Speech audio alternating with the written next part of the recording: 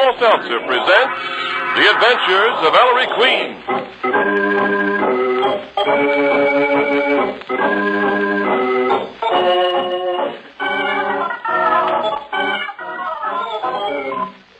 Tonight, the makers of Bromo Seltzer bring you another thrilling adventure with Ellery Queen, the celebrated gentleman detective, in person. Ellery Queen invites you to match wits with him as he relates another story of a crime he alone unraveled. Before revealing the solution, he stops the play, gives you a chance to solve the mystery.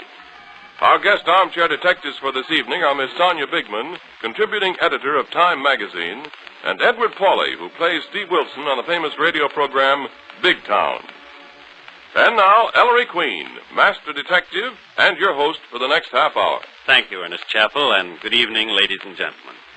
Tonight's case will really test your mettle as an armchair detective, because I can assure you it had us thinking hard. It's about a man who could disappear almost at will. I call it The Adventure of the Vanishing Magician.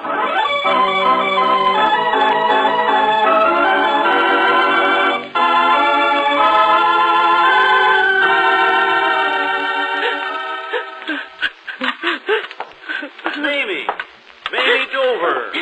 What's the matter? Oh, there you are, Mr. Forsythe. Oh, dear, my dinner will be ruined if that husband of mine doesn't get home soon. You'd think after 20 years of married life, a man would get to notice spare ribs get dry. You were crying, Mamie, and it wasn't about Hal or the spare ribs. Now, you go back in the parlor, Forsythe, and read your variety and billboard while I see if I can't save my dinner. You were crying about the house, weren't you, Mamie? Yes. Well, we haven't lost the old shack yet, Mamie. Now stop crying. Think of the good old days. Oh, the good old days. What for? We'll never see him again. Oh, don't you believe it. Vaudeville's coming back. Yes, sir. Before you know it, you'll be right back in the old 5 a day again. Hal and Mamie Dover, songs and patter. Maybe vaudeville's coming back, Forsythe, but Hal and me won't come back with it. Nor you, nor Avanti. The great Avanti, magician supreme. Filbert Forsythe, quick change artist. Oh, it's old stuff, passé. They'd laugh us off. Yeah? Well, I'm as good as I ever was. I've kept in practice, Mame. I haven't let the hinges on my theatrical trunk upstairs get rusty. No, sir. Remember that quick change act I had? Riley of the New York Finest? Where I played all 7 parts? Why, it laid 'em in the aisle. It was corny, Forsythe. Hal and me were corny. Avanti and his magic was corny. We're through, and you know it. Through, am I? I'll show you all, and especially that sarcastic booker who threw me out of his office yesterday. Oh, what's the use? You knew we were through when you, Avanti, Hal, and me pooled our savings 13 years ago to buy this house. Yeah, you're right, Mame. We thought we'd have at least a roof over our heads. Now there's the front door. Hal? Me, Mame. Hal, I thought you'd never get home. Home? Oh, evening, Forsythe. Hal, did you see that pagan at the bank? I saw him. What'd he say, Hal? He busted a gut laughing. Oh, Hal. So we lose the house, is that it? Next week, unless the U.S. Marines save us in the nick of time. But, Hal, what'll we all do? Where'll we go? Search me. Oh, Mame, stop crying, huh? Dover, I told you we did wrong when we mortgaged that house 5 years ago. And what were we supposed to eat, Forsythe? Your 1929 billboard clippings? Hal, Dover, I'll have you know Yeah. Well, now, next week is next week. Right now, we have a dinner to eat. Though heaven knows, Hal Dover, you've done your darndest to spoil it. Now, sit down, both of you. I ain't hungry, Mame. You're going to eat, mister, and we're not going to wait for the great Avanti. I'll have the ribs out in a jiffy if they ain't dry as dust. I guess I'm jumpy, Forsythe. Yeah, it's my fault, Hal. It's losing the house and all the money we put into it. Going back to a furnished room. Avanti? Hello, Mamie. Al, Forsythe. Where are you, my friends? In the dining room, Avanti. I am late, no? The long faces. No luck today, Hal? Sit down and eat your soup, Avanti. Avanti? Yes. Oh, it's about time. Now hurry with your soup. Attention. The great Avanti is about to give a performance. What's he so gay about? Cut the clowning, Avanti. I ain't in the mood. No? Then I shall put you in the mood. Now, ladies and gentlemen, if I may have your attention, please. Observe. There is nothing up my sleeve. Cut it out, I said. Now, Hal. Hal's on edge, Avanti. Oh, who wouldn't be losing the house? And who says we are losing the house, huh? The bank that's holding the mortgage, you punchy dope. Avanti says it is not so. What? Your faces light up, eh? My friends, I have it all fixed. Avanti, we won't lose our house. No, Mamie. And what is more, we shall have enough dough to last us a long, long time. You're crazy with the cold. That's something crooked. No, it is not something crooked, Forsyth. But, Avanti, you ain't serious. How can you save the house? Follow my instructions and have faith. What do we have to do, Avanti? Merely, when the proper time comes, to get out of the house for one evening, leaving it unoccupied. That is all. What are you going to do, burn it down? Even that wouldn't do any good. Our fire insurance lapsed. Now, you two stop. Avanti, Yes? you want us to leave the house for one evening, and that'll save it? Yes, Mamie. I suppose you'll do it by magic, Avanti. Yes, Mr. Dover. By magic.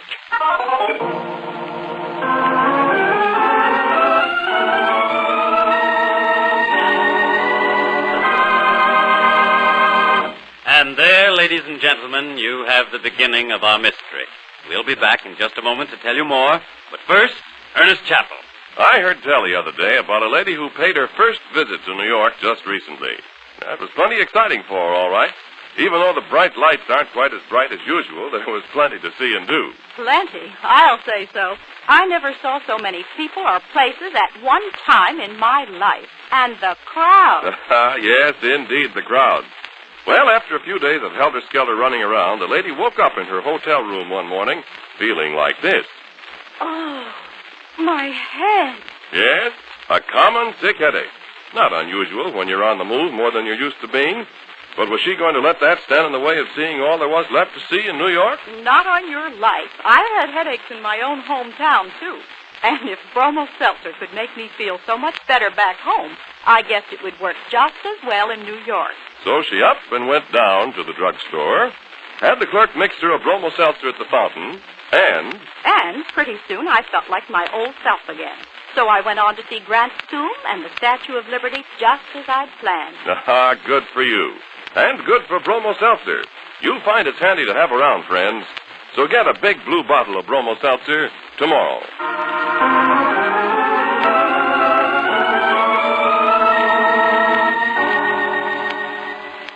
And now back to our story. It's 2 mornings later, the scene, Inspector Queen's office at police headquarters. There's the maestro and Miss Porter, Inspector. Hi, Petey. Come in, you two. Ellery called to headquarters, Dad, means a case. Is it a case, Inspector? It's a case, Nicky, but best if I know what kind. Ellery, shake hands with Mr. Avanti, Mr. Steele. My son Ellery, Secretary Miss Porter. How do you How do you do? Hello. This really isn't a matter for the police, son. The inspector and me thought it was a lot more in your line, Maestro. Screwball stuff. Sounds interesting, Sergeant. First, I'd better explain, son, that Mr. Steele here is a very wealthy businessman with a peculiar hobby. I thought I recognized you, Mr. Steele. I have read an article about you in a magazine recently with your photograph. That's me, Miss Porter. Your hobby's collecting magic tricks, isn't it? Yes, indeedy. I'm an amateur expert in magic.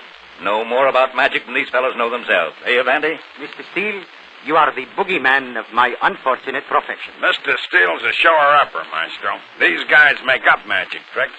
He figures them out. I see. For years, Mr. Steele's had a standing offer of $25,000 to any professional magician who can show him a magic trick he can't solve in 24 hours. Wonderful. You're sort of magic detective, Mr. Steele? Yes, sir.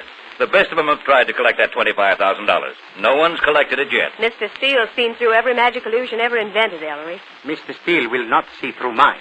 You see, Avanti's taken up Mr. Steele's challenge. He claims he can pull a trick that'll fool even Mr. Steele. Oh, swell. What's your illusion, Mr. Avanti? I shall disappear in thin air. Oh. But that's not new, Mr. Avanti. Houdini made an elephant disappear in full view of a theater audience. I saw the old master do it myself. All disappearance illusions are done with mirrors and apparatus. You won't fool me with one of those moth-eaten tricks, Avanti. But, Mr. Steele, I do not use mirrors or apparatus. Huh? Oh, Avanti, I'll hold you to that. No apparatus, Mr. Avanti? Wow. But may I ask why you've come to the police? It's going to be a case for the Missing Persons Bureau, ain't it? I wish Mr. Steele to be completely satisfied about the conditions under which my illusion takes place. You see, Ellery, Avanti and some old-time vaudeville friends of his jointly own a 2-story brownstone in Chelsea that's in danger of foreclosure. It's one of them old babies, Maestro, and a solid block of attached houses, all alike. All alike. And Mr. Avanti wants to win Mr. Steele's money to save the house? Well, I'm sorry, Mr. Steele, but from now on, I'm on Mr. Avanti's side.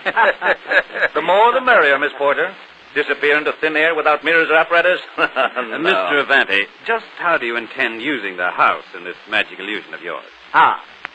First, Mr. Queen, I wish the house to be examined from basement to roof, inside and out, to satisfy Mr. Steele that there are no sliding panels, hidden passages, tunnels, or secret hiding places anywhere inside. There goes my solution. Secondly, Inspector Queen may station police as guards at each exit from the house to see that I do not escape. As many men as you please, Inspector. On the roof, in the basement, the backyard, at the doors and windows. In fact, I shall be insulted if you do not put a veritable human cordon around the house. You're sure making it impossible for yourself, Evandy. Ah, that is the essence of the illusion. Finally, I shall enter, alone, in full view of all of you. And you will not find me in the house when you look. I shall have vanished. And then, Mr. Steele, you have 24 hours to solve the problem of my disappearance, or pay me $25,000. You're crazy, Evandy, but by George, you're on. When will you be ready? Tonight. Well, you gentlemen will have to count me out. I can't touch it. No crime involved. Inspector, please make an exception. Excuse us a moment, gentlemen. Oh, yes, Very certainly, well. Mr. Queen. Dad, cooperate No. with Avante. But I've no authority, son, in a thing like Oh, this. you can find the authority, Inspector. It means so much to Mr. Evandy. Well, the guy's a nutter, a publicity He's hound. neither. He's doing it for that little group of ex-5-a-dayers, Sergeant.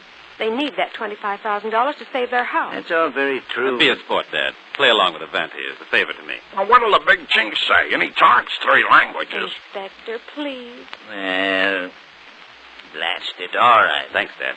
Mr. Avante, Mr. Steele. Okay, Mr. Queen. I ought to have my head examined, but... Okay, gentlemen. Oh, good. Fine. Evandy, get ready to disappear from that house of yours. Tonight at 9.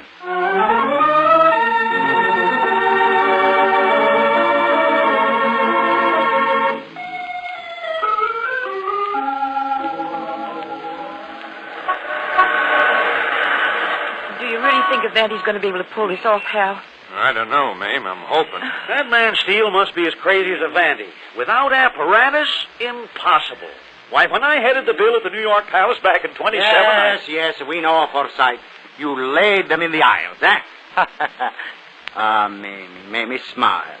The house is as good as ours again. Oh, Avante, please don't miss. Vandy, well, good luck. Evandy, I'm not against you. Well, it's just that, well, people get so darn bitter. I understand. And I will not fail you. Come on, you people. You're not supposed to be here, Mr. and Mrs. Dover, Mr. Forsyth. Now, according to the agreement, you folks wait in that corner cafeteria till this is over. And don't worry, Mrs. Dover. I have a hunch Mr. Evandy's really going to do it. Oh, I hope so, Miss Porter. Come on, Hal. And Mr. Forsyth, you get some coffee. Avanti will bring the bacon to the house. Now, are you gentlemen all satisfied? Yes, Mr. Avante. And where is Mr. Steele? Here I am. Are you ready, Evandy? If you are Mr. Steele? Hold it a minute. Billy, Yeah, Inspector? hurry up before the reporters get wind of this. Everything set, Sergeant? Yes, sir, myself. Mr. Steele, are you satisfied that there are no secret passageways or hiding places in the house? Well, it's true. I searched it myself. It's okay, Mr. Steele. I had a department expert look the house over from top to bottom.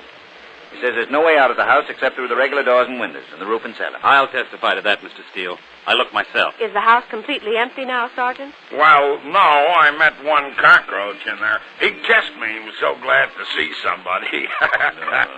That was good for a laugh, but Tony passed us. Come on, Billy. How about the police detail? Okay, Inspector. The whole place is surrounded. I've even got 8 cops on the roof watching the roof door.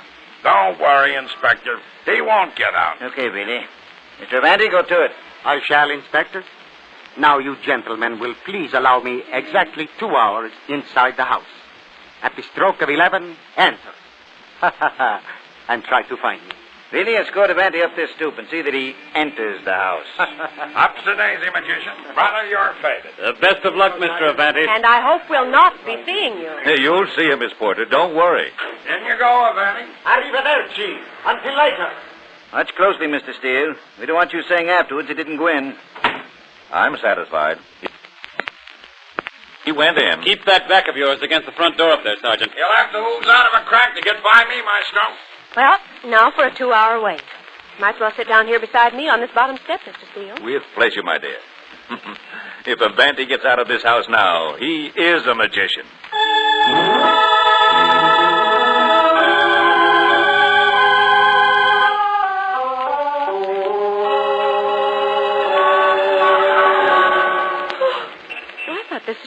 exciting. All I've got out of it so far is a bad case of yawns. Isn't the time nearly up, Ellery? Yes, Dad. 1 minute to 11. 2 hours. He'd need 2 centuries. Don't laugh yet, Mr. Steele. Oh, here's Sergeant Bealey back. Billy, shake a leg up this stoop. What do the men report? You've made the rounds of the police on guard, Sergeant? Yeah, Mr. Steele. They all say the same thing. Vandy didn't come out. How about the roof, Dad? You men up there in the roof. Yeah, Inspector. Everything under control up there, officer? Vandy ain't come out of the house this way, Inspector. Hey, boys. Hey, Inspector, we're just stunned over. We're dying from the excitement. It's exactly 11 o'clock. Let's go in and see. Yes, let's get it over with. Well, open the door, Bealey. Okay. Wait, Sergeant. I see it now, by George. The tricky devil. Simple as ABC, too. What simple as ABC, Mr. Steele? Look, Queen. Avanti built up the psychology of his audience, in this case us, by making us wait out here for 2 whole hours.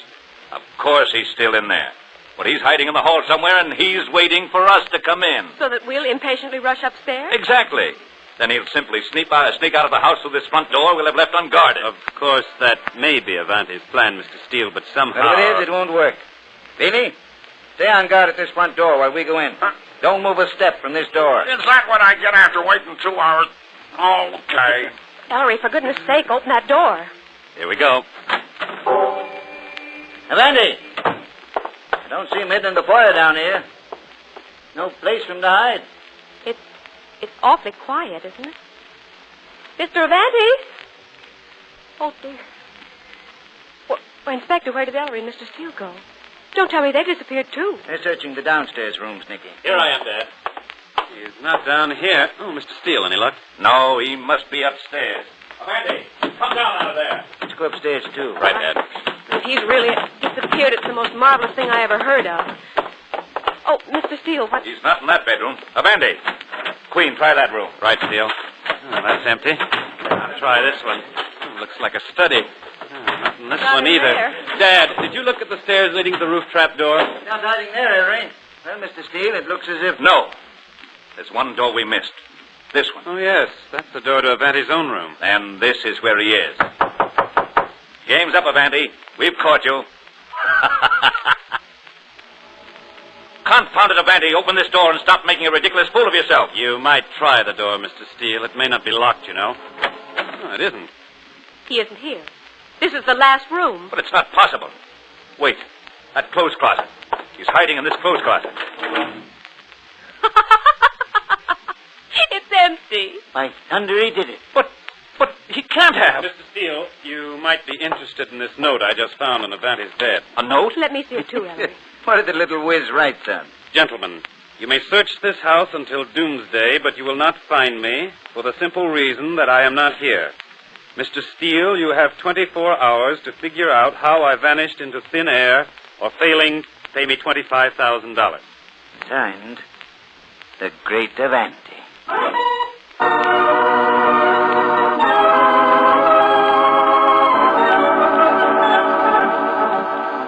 Listen, Mr. Steele, how many times do I have to tell you Vandy didn't sneak past me at the front door? But he did it some way. You got out some way.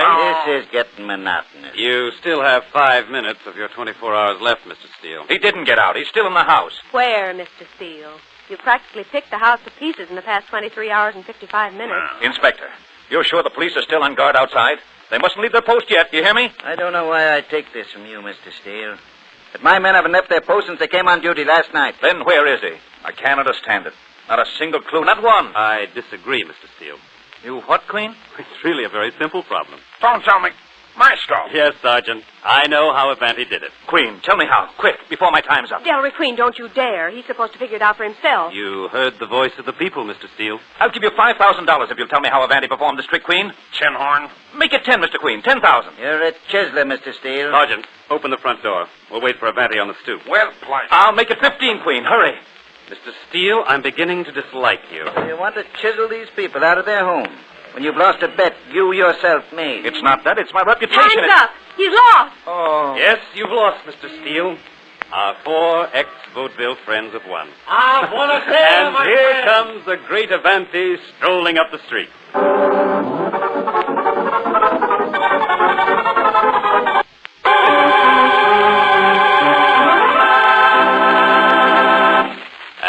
ladies and gentlemen, you have the mystery.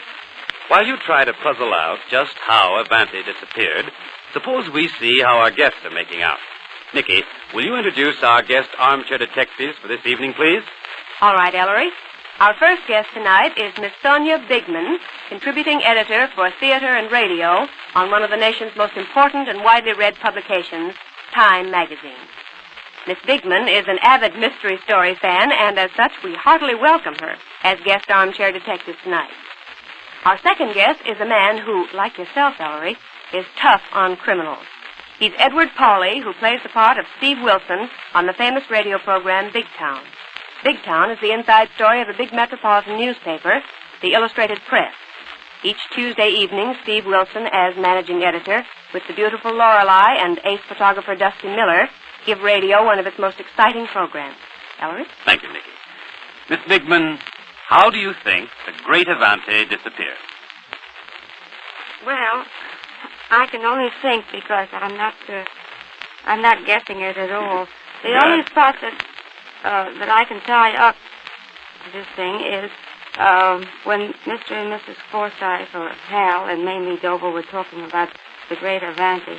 They said he had once played all 7 parts in something called Riley of the New York Finest. Mm-hmm. I think he probably got himself dressed up as a policeman and walked in and out all over the place. Mm-hmm. Without being seen? Well, he just joined the cops or something like that. The only other thing is, the only other clue might be that all the houses look alike. Thank you, Miss Bigman.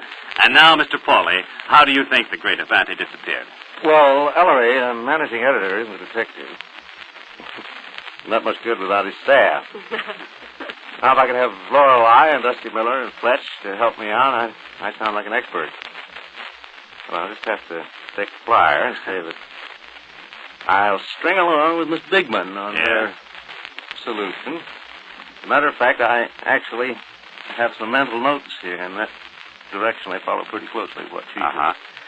In other words, my mind goes back to the fact that there was a quick change artist involved, and I think that, like a lot of the actual function of these disappearing tricks, is that it happens before we actually think it, or expecting it to happen. Well, thank you, Mr. Pauley and Miss Bigman. We're going to tell you the correct solution to tonight's mystery in a moment. But first, Ernest Chappell has a most important word to say to you. Friends, before you crumple a piece of paper to toss it into the fire, wait half a second and think about this. Waste paper is mighty valuable. America's paper mills need every scrap in order to produce enough new paper and paper board to make the containers and cartons that are so essential. Now, you'll be doing your country a real service if, instead of burning waste paper or otherwise disposing of it, you sell it to junk dealers, donate it to charitable organizations, or hold it for your local salvage committee. Consult your newspaper for dates of collection. We've got to get our mills back to full production so they can make the cartons for food, the containers for shells, the bomb fins, camouflage paper, dozens of other vital products needed to win the war.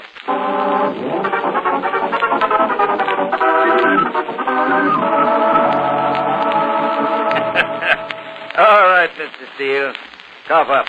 Avanti, here's my check for $25,000. And I still can't believe you did it. My friends and I thank you, Mr. Steele. But you've got to tell me how you did it. I've just paid a lot of money for not knowing. Yes, I think we ought to tell, Mr. Steele, Mr. Avanti? You've solved my illusion, Mr. Queen. Oh, he always solves everything, Mr. Avanti. Ellery, please. I tell you, if you don't, I won't sleep tonight. All right, Lily. Well, our magician went into the house. 2 hours later, we searched it, and he was gone, vanished as he claimed in thin air. Yet the reports from the policeman on guard at every exit from the house were that Mr. Avanti had not left. But he did leave, Ellery. That's a fact. Yes, sir. Consequently, when your policeman said he hadn't left, they only thought he hadn't. He had. You mean Mr. Avanti got out of the house under the eyes of grown policemen without their knowing it? It's the only possible explanation, Nicky. But how? Well, what was the situation? A house surrounded by police, men in uniform, a couple of dozen of them. Take the roof. 8 uniformed police on guard. Let's consider those 8 policemen. Each officer, wherever he turned, saw another officer, another blue coat. The police uniform is a great leveler of personality. And besides, Mr. Avanti cleverly set the time of the illusion at night when visibility is poor. And because the roof held the largest congregation of police, I say Mr. Avanti got away by the roof, disguised in a police uniform. Oh, sure. What a fool, what a fool. Confirmation, yes. Mr. Vanty asked for 2 hours when obviously a few minutes would have sufficed. Why did he ask for 2 hours? Because he's a student of human nature, like all magicians. He knew that in 2 hours the watching police would be bored, that their vigilance would relax, that they'd start trudging around the roof to keep warm, smoking, chattering, milling about, so that Avante, watching from inside the roof trap door, merely had to wait for a single instant when none of the 8 pairs of eyes was on the roof door, and in that instant slipped noiselessly out onto the roof in a policeman's uniform. And there he was, on the roof at night, just another officer of the law. He might have done the same thing, not disguised. But he knew he'd never be able to get off the roof once he slipped out of the trap door without being spotted. Dressed as a policeman, however, all he had to do from that moment on was saunter quietly about among the 8 real policemen, minding his own business, until he saw a chance to slip on to an adjoining roof. Remember, this is an attached house, and make his escape from some house farther down the street. He may just make the trick possible by insisting on a big police car. But where did Mr. Avante get the policeman's uniform, Ellery? There was even a clue to that. We've all been told that Mr. Forsythe, the quick change artist, lives in the house and his old theatrical trunk is in his room. And what was the sketch Forsythe used to do in the glamour days of vaudeville? He used to play all 7 parts in a skit called Riley of the New York Finest. So in Forsythe's trunk, there must have been a New York policeman's uniform. Mr. Avante, I should like to shake the hand of an artist. No, Mr. Queen. The honor is mine. Believe me, Mr. Queen, I am so happy it wasn't you I challenged to solve my illusion of the vanishing magician.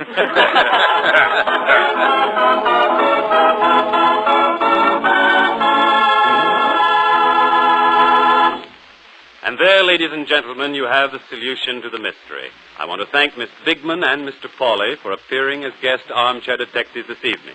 We want especially to compliment both of them for their skill in solving the crime. We have for both Miss Bigman and Mr. Pauley a personal gift from Bromo Seltzer, also an autographed copy of my latest mystery anthology, The Female of the Species, and a subscription to Ellery Queen's Mystery Magazine. Hang on now, friends, because Ellery will be right back to tell you about next week's mystery. Meanwhile, you can grab a seat aboard the one and only talking train. Here we go. All aboard. Fight, headache, 3 ways. Bromo Seltzer, Bromo Seltzer, Bromo Seltzer, Bromo Seltzer, Bromo Seltzer. Yes, that's the right track to quick, effective relief from common sick headache. Bromo Seltzer. You see, Bromo Seltzer fights headache not 1, but 3 ways. Bromo Seltzer quickly helps relieve that pain in your head. Bromo Seltzer quickly helps settle upset stomach. Bromo Seltzer quickly helps calm jumpy nerves. Now, you can take Bromo Seltzer while it's fizzing or after it settles down. Use it only as directed on the label. For frequent or persistent headaches, see your doctor. But when it comes to common sick headaches, take a tip from our educated train. Fight, headache, 3 ways. Bromo Seltzer, Bromo Seltzer, Bromo Seltzer, Bromo Seltzer, Bromo Seltzer. And now, Ellery, suppose you tell us about next week's case, huh? Sure, Cat, sure, Chappie. Well, ladies and gentlemen, next week, a young lady offers me $5,000 to get back the stolen sum of $3. I can't tell you more. I'd tell you too much. So I'll just caution you to get your thinking caps all shined up next Saturday for the adventure of the $3 robbery.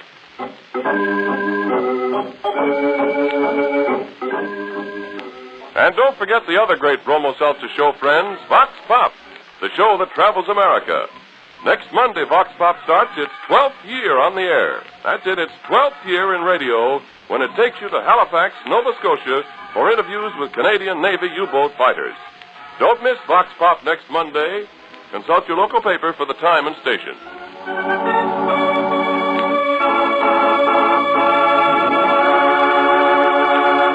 Music for the Adventures of Ellery Queen is by Charles Paul.